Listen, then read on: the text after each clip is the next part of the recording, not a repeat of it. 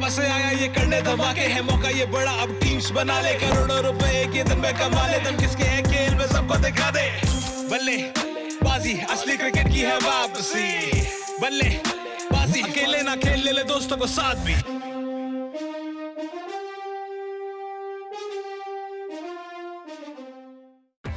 IPL में आज 38वां मुकाबला खेला जाएगा और इस मुकाबले में सामने होगी दिल्ली कैपिटल्स की टीम और किंग्स 11 पंजाब की टीम। दोनों टीम्स अगर आप पिछले मुकाबले देखेंगे इनके तो दोनों टीम्स बहुत बेहतर दिखाई दे रही हैं, लेकिन अगर आप उससे पहले ज़रा नज़र डालेंगे तो दिल्ली कैपिटल्स तो एज़ यूजुअल टॉप पर ही है, लेकिन किंग्स 11 पंजाब हारती हुई आई थी। उसके बाद उन्होंने 2 मैचेस में जीत दर्ज करी और 2 बड़ी टीम्स के खिलाफ उन्होंने ये जीत दर्ज करी थी। पहले उन्होंने आरसीबी को हराया और उसके बाद उन्होंने सुपर ओवर में, डबल सुपर ओवर में आप कह सकते हैं, मुंबई इंडियंस को हराया। तो ये तो कुछ पास्ट रिकॉर्ड्स हो गए दोनों टीम्स के बीच में, लेकिन अगर आप दोनों टीम्स की तरफ नज़र डालेंगे तो आप देखेंगे कि जो दोनों टीम्स हैं पॉइंट्स टेबल की अगर आप खास तौर से बात करेंगे तो दिल्ली कैपिटल्स की टीम आपको टॉप पर दिखाई देगी, वहीं किंग्स 11 पंजाब की टीम आपको नीचे से दूसरे नंबर पर दिखाई देगी। तो अब ज़रा दोनों टीम्स की तरफ नज़र डाल लेते हैं।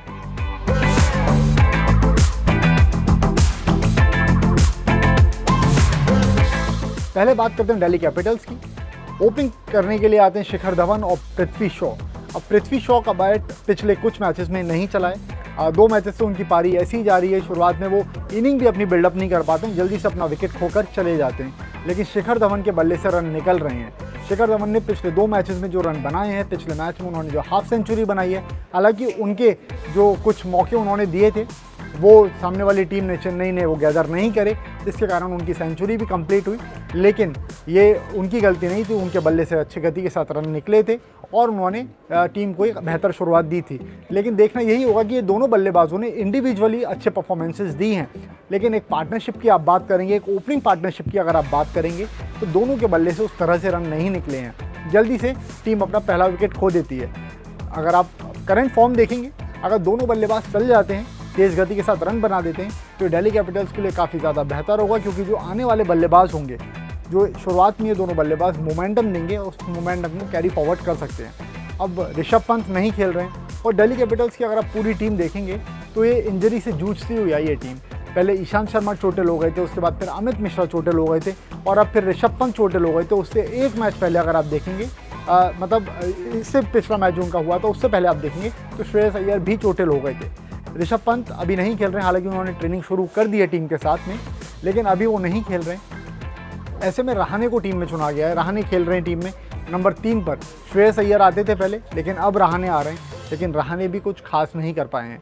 जल्दी से उन अपना विकेट भी खो देते हैं, जिसका प्रेशर टीम के ऊपर आता है। श्रेयस अय्यर आकर के उस फ्लो के साथ में, जिस फ्लो के लिए वो जाने जाते हैं, बैटिंग नहीं कर पाते हैं, तो ये चीज़ रहती है इनके साथ। फिर अगर श्रेयस अय्यर के बाद नीचे देखेंगे तो फिर आपको वहाँ पर स्टोइनिस दिखाई देते हैं। अब स्टोइनिस किस गति के साथ रन बनाते हैं, दिल्ली कैपिटल्स उनको एक फ्लोटर के तौर पे भी यूज़ कर सकती है अगर इनको अच्छी शुरुआत मिल जाती है। तो स्टोइनिस ने ये चीज़ साबित भी करी है कि उन्हें 20 गेंदें मिल जाएँ या 25 गेंदें मिल जाएँ तो उसमें वो 45 से 50 रन का स्कोर आराम से बना सकते हैं, जिस गति के साथ वो चल रहे हैं। और ये जो उनका सीज़न रहा है आईपीएल में, उनके लिए ट्रेमेंडस सीज़न रहा है, एक तरह से आप कह सकते हैं इस बात को। आप इसके बाद अगर गेंदबाजी की तरफ आएंगे तो इनके पास जो गेंदबाजी है वो सबसे ज़्यादा बैलेंस्ड दिखाई दे रही है। चाहे आप वो स्पिन डिपार्टमेंट देख लें इनका, चाहे वो आप ऑलराउंडर जो इनके हैं वो देख लें, या आप इनका जो पेस अटैक है वो देख लें।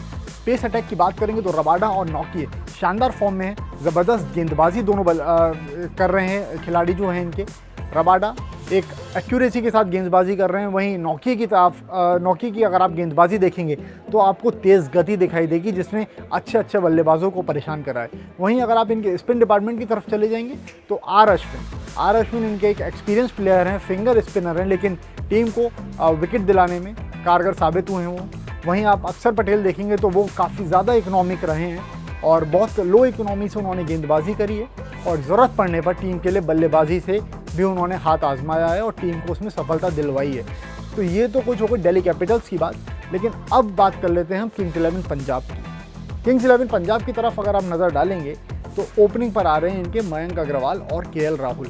अब ये दो नो की जो जोड़ी है, शुरुआती कुछ मैचेस आप देखेंगे तो उसमें बेहतरीन बल्लेबाजी दोनों ने करी थी। केएल राहुल थोड़े से रुक करके शुरुआत में खेल रहे थे, लेकिन मयंक अग्रवाल ने फ्री फ्लो के साथ में रन बनाए थे, तेज़ गति के साथ रन बनाए थे, टीम को अच्छी शुरुआत दिलाई थी। केएल राहुल वहीं आप देखेंगे तो टॉप स्कोरर हैं, अभी तक वो आईपीएल में ऑरेंज कैप होल्डर हैं वो, तो ये टीम के लिए एक बेनिफिट है। और केएल राहुल साथ साथ अच्छी फॉर्म में भी चल रहे हैं। इस मैच से, जो इनका लास्ट मैच हुआ था, उस मैच से पहले वाले मैच की तरफ आप देखेंगे तब तक ये बात हो रही थी केएल राहुल बहुत ज़्यादा स्लो बैटिंग कर रहे हैं, तेज़ गति के साथ उनके बल्ले से रन नहीं निकल रहे हैं। लेकिन उन सब क्रिटिसिज्म को पीछे छोड़ते हुए केएल राहुल ने लास्ट मैच में जो बैटिंग करी थी वो हम सब ने देखी थी, किस तरीके से उन्होंने तेज़ गति के साथ और शुरुआत से रन बनाए थे। तो क्लासिकल बल्लेबाजी केएल राहुल की तरफ से हमें देखने के लिए मिलती है। अब टीम में जो इन्होंने काफ़ी लेट, आप कह सकते हैं, जो इन्होंने चेंज किया, क्रिस गेल को टीम में लेकर के आए। गेल का लाना इनके लिए सफल रहा। आरसीबी के खिलाफ गेल ने आकर के बल्लेबाजी करी थी, हवाई फायर करे थे, और जो उन्होंने पिछले मैच में भी अपनी जो बैटिंग से जो रन बनाए थे टीम के लिए, वो टीम के लिए काफ़ी ज़्यादा महत्वपूर्ण रहे थे। तो एक बेनिफिट इनके साथ ये हो जाता है कि केएल राहुल और मयंक अग्रवाल जो शुरुआत देते हैं और तो वो उसको कैरी फॉरवर्ड कर सकते हैं गेल।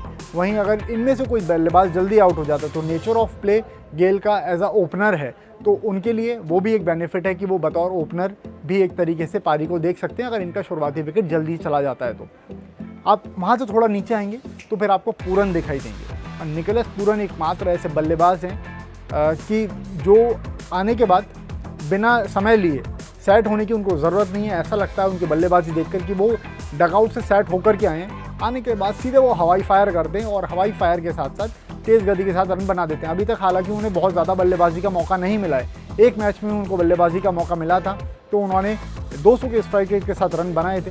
पिछले मैच में उन्होंने 12 गेंदें खेली, अपना विकेट खो दिया था, लेकिन तब भी वो 24 रन बना करके, 22 रन बना करके ही आउट हुए थे। तो निकोलस पूरन इनके पास एक ट्रम्प कार्ड की तरह यूज़ कर सकती है टीम इनको।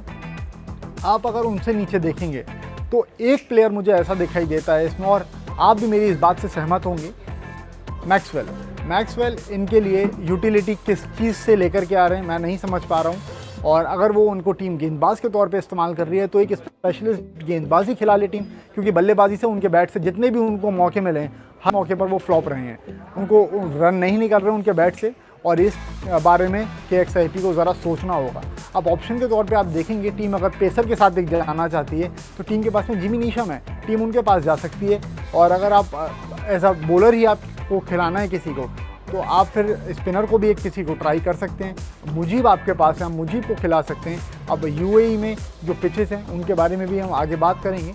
तो ये टीम के कुछ बल्लेबाजी लाइनअप को लेकर के बात थी जिसमें कुछ चेंजेस की ज़रूरत है।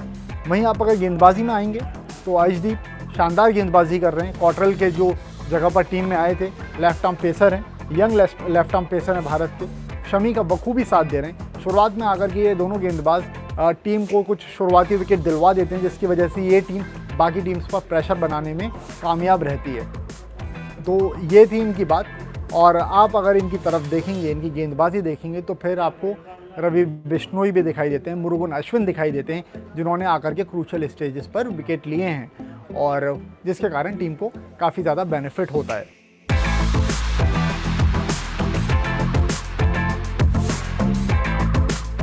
दोनों टीम्स के बीच में कुल 25 मैचेस खेले गए हैं और इन 25 मैचेस की तरफ आप नज़र डालेंगे तो आपको किंग्स 11 पंजाब का पलड़ा थोड़ा सा भारी दिखाई देगा।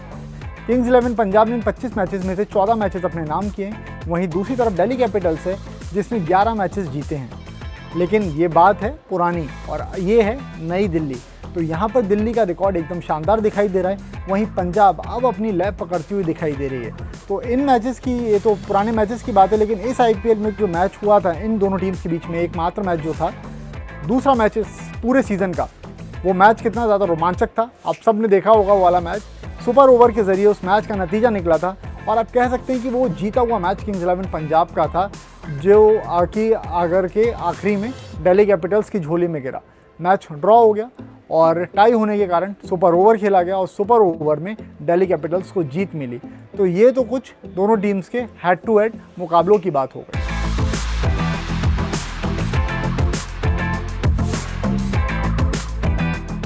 ये मैच दुबई में खेला जाएगा और दुबई में जो लास्ट मुकाबला हुआ था उसमें 180 के आसपास रन बने थे, लेकिन वहाँ पर अगर आप टॉस की तरफ देखेंगे पिच को देखते हुए तो टॉस यहाँ पर बहुत ज़्यादा क्रूशल हो जाएगा, क्योंकि यहाँ पर चेस करने वाली साइड को काफ़ी ज़्यादा दिक्कत होती है। पिच अब यूएई में मैचेस हो रहे हैं, 3 ही स्टेडियम में सारे मैचेस खेले जा रहे हैं और पिच वही रीयूज़ हो रही हैं बार बार, तो इसके कारण पिच काफ़ी ज़्यादा स्लो डाउन हो जाती है, जिसके कारण दूसरी पारी में बल्लेबाजी करने में बल्लेबाजों को दिक्कत होती है। तो ऐसे में टॉस बहुत ज़्यादा क्रूशियल हो जाएगा। जो भी टीम पहले टॉस जीतेगी वो पहले बल्लेबाजी ही चुनेगी और जो बाद में टीम डिफेंड करेगी अपने स्कोर को, जो बल्लेबाजी पहले कर रही होगी टीम, वो फिर आकर के बेनिफिट ले सकती है पिच का, क्योंकि पिच स्लो डाउन हो जाती है। आपके जो पेसर्स हैं वो चेंज ऑफ पेस का इस्तेमाल कर सकते हैं, आपके स्पिनर्स को भी मदद जा करके मिल सकती है। तो चेज़ करना यहाँ पर बहुत ज़्यादा मुश्किल होगा चेज़ करने वाली टीम के लिए, लेकिन टॉस जो भी कोई टीम जीतेगी वो पहले बल्लेबाजी ही चुनेगी। और बल्लेबाजी की जहाँ पर बात हो रही है तो आपके लिए भी है, आप यूएई में तो नहीं हैं, आप घर बैठे बैठे बल्लेबाजी कर सकते हैं, बल्लेबाजी खेल सकते हैं। आपको जो चैट अभी आप देख रहे हैं इसकी स्क्रीन पर आपको पूरी डिटेल्स मिल रही होगी। बल्लेबाजी फैंटेसी की बात कर रहा हूँ मैं। बल्लेबाजी पे जाइए आप, डिस्क्रिप्शन में लिंक है, वहाँ से टीम आप जा कर के वहाँ से ऐप को डाउनलोड कर लीजिए, टीम अपनी बना लीजिए, क्योंकि टॉस होगा तो फिर वहाँ पर आप जा कर के कोई भी चेंजेस कर सकते हैं। और मेरा इंस्टा हैंडल आपको स्क्रीन पर दिखाई दे रहा है, आप मेरे को अपने कुछ सजेशंस भेज सकते हैं, या मुझसे आपको कुछ टीम के रिगार्डिंग सजेशन चाहिए हो तो आप वो भी सजेशन ले सकते हैं। अब अगर आप ट्रम्प कार्ड की बात करेंगे, दोनों टीम से अगर मैं एक एक प्लेयर पिक करूं जो कि बतौर ट्रम्प कार्ड साबित हो सकता है, तो वो होंगे दिल्ली कैपिटल्स की तरफ से श्रेयस अय्यर।